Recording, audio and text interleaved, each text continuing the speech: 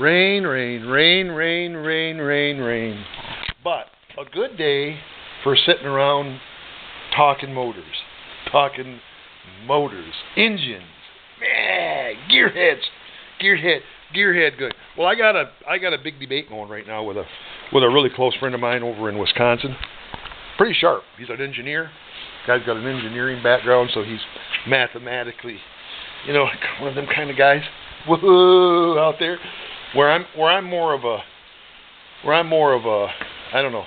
I like to test stuff, see what'll make what blow up and that kind of stuff. I'm more of a hands-on kind of guy, where Jeff is more of a mathematical 4 plus 4 equals 8 kind of guy. In my world, 4 plus 4 doesn't always equal 8. But anyway, I made a statement in one of our campfire debates about something that I learned when I was a kid, and I'll explain that. I'll explain how that came to be in a minute. But it has to do with the stroke of a motor. We're talking gasoline engines, internal combustion engines, okay? And the stroke of the motor, and how the length of the stroke affects the speed of the piston, which in the speed of the piston, how it affects the piston's tendency to blow up, to disintegrate, to what we've always called a grenade motor. Now, when I was a kid, I'm going to show you something here. When I was a kid, we didn't have no money, Rich people had fast cars and knew all about big V8s and that kind of stuff. And I was a mini bike. And I'm talking about mini bikes. Back in the 60s, these little motors like this right here, this was the popular thing, okay? Little motor like this right here. On a little metal frame bicycle. My first one, I actually took a bicycle that my dad bought me. I got to get a chair because I got bad knees. I'm a geezer now. And I put a gas motor in it, right? So it wasn't long, and pretty soon half the neighborhood had old lawnmower rototiller motors on frames that we strapped on, roped on, whatever, and put a chain around the back end of it, and away we go, right? Down the road. So, one day I discovered something. These motors have a governor. Our governor back then, I think it was Austin or something like that, our governor of Michigan. Not that kind of governor, because this is going against the governor. Now, I might go against the governor nowadays because I'm kind of like a political-minded kind of guy, but this is going against a different governor. And I didn't even know I was going against the governor until I got told about why my engine kept blowing up. But anyway, so we're cruising down the road, right? And I figured out that here down here in on the side of this little carburetor, there's a flipper. It's got a little spring attached to it. In this flipper, you could go like so. You could go like that. Just a minute. Oh, this one don't have the flipper like mine had. It had a little flipper, and it had a little spring attached to it. And the little spring thing had this one's got it down inside there. You can't see it way down in here. It's right there. It's right there where I'm pointing at, right down in there. Well, the governor was a centrifugal thing that went around inside the motor. That as these weights come out, it would pull the weight of the centrifugal force would pull on that spring, and that spring would close the throttle, and it would keep the motor from over revving. Okay. Well, I figured out way back then when I was a little kid how to stick your finger down there when you were going. Just hang on the handlebar with one hand and wrap your hand around underneath there with the other hand and push that throttle wide open. I could beat anybody. I mean, absolutely anybody. The only problem was that a few times of that and my motor grenaded. Now, I didn't know that was the term back then, but basically I took a rod out, okay? So we went down and got a new rod and stuff, went to the small engine guy and got the parts, and I rebuilt it. And got her going again and all that good kind of stuff, and went back out and did her again. So the guy, about the third or fourth time about that, the guy told my dad, he said, something ain't right here, because you guys are doing everything right. And he said, but And he looked right at me and he said, any chance that you might be messing with the governor on that thing? And I'm like, what? And he goes, like pushing that throttle open like you're not supposed to be doing. And I kind of cheated. Of course, then I had to admit to it. But I had rods coming out of the front of the motor, you know, that kind of nonsense. I mean, I wrecked a lot of little engines in this learning process. Okay, in the learning process, learning what I'm talking about. So this guy was really, really sharp. You know, thinking back on it, this guy was really sharp because this applies to these little motors too. And he told me something that I never will forget. And I have not forgotten to this very, very day. He's probably long gone now, and I'm so far away from little mini bike motors and all that kind of stuff that it's pathetic. But the same rule of thumb applies to these motorcycles, all right? And to cars. It's all internal combustion engine. Okay, now this is where the discussion that my buddy Jeff and I are having. And this basically video is for him. You YouTubers can comment on this if you want to. That's fine and dandy. But this guy told me that at certain speeds, at a given speed, known to scientists back then, internal combustion engine scientists, Jeff, that's probably you because you're an engineer. So I'm surprised that you don't know all this stuff. That it was, and I'm almost sure he told me it was like 4,000 feet per second. That's what they figured. No, 4,000. Yeah, 4,000. 4,000 minutes per second. Feet per minute. There we go. 4,000 feet per minute. Something like that, anyway. So. Is where they figure that the piston will come unglued at and or a rod. That's their limit. Okay. Now, if you think about the way an internal combustion engine works, you have revolutions per minute. That's how many times around that rod, that crankshaft. That's how many times around that crankshaft right there is spinning, right? 1 revolution per minute, okay? It's going around 1 revolution per minute. Now, if you have a rod, let's say an inch in length, a stroke 1 inch in length. So from the bottom of the stroke, start turning your revolution, and it goes up, and then halfway through that revolution, it comes back down again. So from bottom to top, you have 1 inch, okay? Per revolution, you have 1 inch, all right? The speed, the amount of time that it's going to take, the speed that piston is going to be traveling to go from bottom to top is going to be less than it is on that same crankshaft, 1 revolution per minute with a 5-inch rod, okay, or a 5-inch stroke. That's going to be that piston is going to be going a whole lot faster to go from bottom dead center to top dead center, okay, on 1 revolution than it is with a 1-inch stroke, okay. So you gotta. There is a relationship between revolutions per minute on your crankshaft, and stroke length. Okay. Now, and that guy basically told me I was way over speed because I was going against the governor. I was making this thing spin to the point that it was coming unglued. All right, and that's our debate. That's our debate. Right now, that's the debate that Jeff and I are having. His standpoint is, no, it doesn't really have any effect. It's not about the piston speed. Well, it is, according to my buddy, and I've lived by that rule. And so we're gonna be doing a little bit of math here, okay? Real quick. All right. So here's what we're gonna do. All right. Here's how we figure out.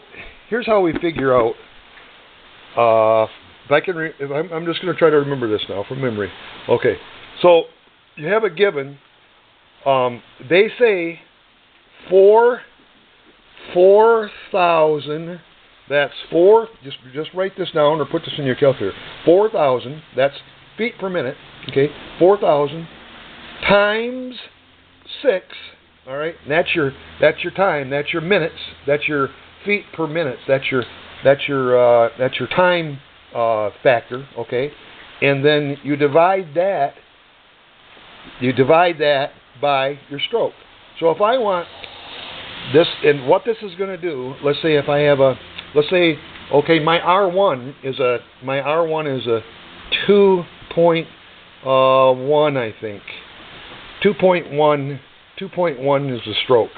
2.1 inches is a stroke. Okay, so if I put that in my calculator, now watch this. Now 4,000 feet per minute, okay, is the piston speed. That's the top piston speed. That's as fast as I can run those pistons and stay safe and have them not grenade on me. Times 6 divided by 2.1 equals 11,428 revolutions per minute. So my RPM, that's where I would set my rev limiter, is 11,428. Okay. Now I'm going to do the same thing with this new Yamaha Venture. 4,000, that's our piston speed, times 6, that's our time, divided by 4.7. That's the rod length. That's the stroke on the new Venture. Let's just do that real quick. 4,000. That's feet per minute. Piston speed. That's our max piston speed. Times time. That's 6. Okay, and then divided by 4.7 equals. Now here's where I can set my rev limiter at. 5,100 RPMs. Okay, so 5,100 RPMs. All right. Now I want to show you something else. All right. This is basically a given. You don't want to spin this thing up. You don't want to go above 4,000 feet per minute on your piston speed, because you're talking to somebody who knows from experience, from years of experience of blowing up them little motors. They welcome on glue. And if you just look around at the longer stroked motors, the V-twins, see what they got to do is they have to go bore and stroke is what gives you your cubic inch or cubic centimeters or cc's. Okay, that's an actual volume measurement. And so if you only have 2 cylinders, you got to get it from somewhere, and it comes from bore and a combination of mathematical figure of bore and stroke. So like the big V-twins, big Harleys and stuff, they're long strokes, so they have to limit their RPMs to maintain piston speeds. It's not going to go kaboom. Okay. Now RPMs, limiting RPMs. I want to tell you something else about RPMs here. Now this we haven't even discussed yet, Jeff, but follow along here. Okay. Here's something interesting about RPM. Now this is right out of the Harley Performance book. I'm just a motorcycle freak. I like Harleys and Yamahas and Hondas and that kind of stuff and on and on and on. So this is out of Harley's Performance book. I want you to notice something. Always, here's another given that I've noticed in life. All right, on a dyno chart, all right, here's our torque. Look at on this dyno chart. Here's our torque curve. Here's our horsepower curve. Look where they intersect at, and look down here at the RPM. Just over 5 grand. Here's another one. Look at this. Here's the torque curve. Here's the horsepower curve. And look where they intersect at. Just over 5 grand. This is like a given, you guys. Look at this. 5,200 RPM-ish. At 52. That's a magic number. Somewhere in scientific engine tree. 5,200 RPMs. The torque curve and the horsepower curve will always intersect at 5,200 RPMs-ish, okay? And that's really important, because if you look at this, before that point, in every circumstance, I don't care what motor we're talking about, in every circumstance, below 5,200 RPMs, horsepower will be less than torque in every situation. In order to get into high horsepower, you have to get into above 5,200 RPM. In order to get into high horsepower. Now this leads into another discussion. What's important, horsepower or torque? Yeah, it all depends on, in my opinion, and what you're going to do. What are you trying to obtain? I will tell you this, in the motorcycle world, let's just talk about a big Harley. Let's talk about the what's the new one? The 114-inch twin cam, or my buddy's 117-inch Dyna. Okay, I've run that. This little 1,000 cc. That's a 1,000 cc, 61 cubic inch. Yeah, 61 cubic inch motor, a little 1,000 cc. It's against 170 or 1,700 cc. What are those? What's that big inch? I can't remember. I know they're. I think it's 107. It is. It's a 117 cubic inch motor, which I don't even know. I know the 113 inch new Yamaha is 1,900 cc. So that 117 inch Harley is probably over 2,000. So it's well over twice the size of this motor. It's like racing a tractor against a Formula One car. The big V twin long stroker, lots of torque, but it's where this is, it's now put 1,000 pounds on this bike and 1,000 pounds on that Harley. I think it would start to get closer because of the torque difference. Put 2,000 pounds on this bike and 2,000 pounds on the Harley, and the Harley would probably beat it. All right, hook a car on the back of the Harley to tow it, and hook a car behind this to tow it, and this motor would just burn right up. I mean, it has no torque. Okay, where the Harley would tow it. So it's application, but we're talking motorcycles. All right, so I think if you think Formula One design and stuff as opposed to a tractor, all right, they're two totally different things. One is about torque and the other one is about horsepower. But in order to get horsepower, you have to spin the motor up. And with that long stroke, now look at here's a Harley 96-inch. This one right here is a 96-inch stock down here, 96-inch stock Harley, and we're looking at a torque 96-inch. Max torque is 75 foot-pounds. Okay, max horsepower is about 62 horsepower. Okay, that's the stock 96-inch twin cam. All right, you take that same size motor build it in like 4 cylinders, multiple cylinders, so you don't have the long stroke. Shorten the cylinders up, shorten the stroke way up, so you can spin it up, and that horsepower curve. Look at, see where it stops? It's stopping. We got it redlined at 6,000 RPMs. If you could wind this thing up, out here to $7,000 even. Look at, you could potentially see, with a little bit of work, you could see 130 horse. Okay.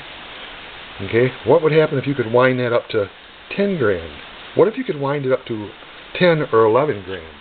All right. You wind this one right. This is just an 1,100. This is just 1,000 cc's, 61 inch, and you wind that up to 11,000, and you're going to see 150 horse. Unbelievable. It's unbelievable. So RPM obviously is important. Stroke is important. But what this is about is piston speed. Why there's a limit when you get long stroke It's the piston speed, because the pistons can only go to, the piston can only tolerate up to 4,000 RPM, all right, without getting into, what do they call that? Molecular construction changes, cast and forged parts instead of cast parts, and all different kinds of things, balancing and all different kinds of things in modifying motors. Yeah, you can spin them up. Yes, you can spin them up faster. All right, I'm sure that you can increase piston speeds, but you know, that all costs money. It all takes time, and we're talking about production, you know, logically or reasonably cost-efficient production ways and stuff. So, am I making sense in any of this? Jeff, I produced this for you. And hope you enjoy it. And it's my shot at winning our debate. All right. Now, you guys on Venture Rider, get on there and vote. Jeff is going to respond here to this. This is going to be a poll. Do you think that my argument here and my reasoning, my line of thinking is closer to being on target, or listen to Jeff's argument? I'll be interested to see what he says, and we'll go from there. Okay, it's going to be interesting. Get out and ride, but not in this weather.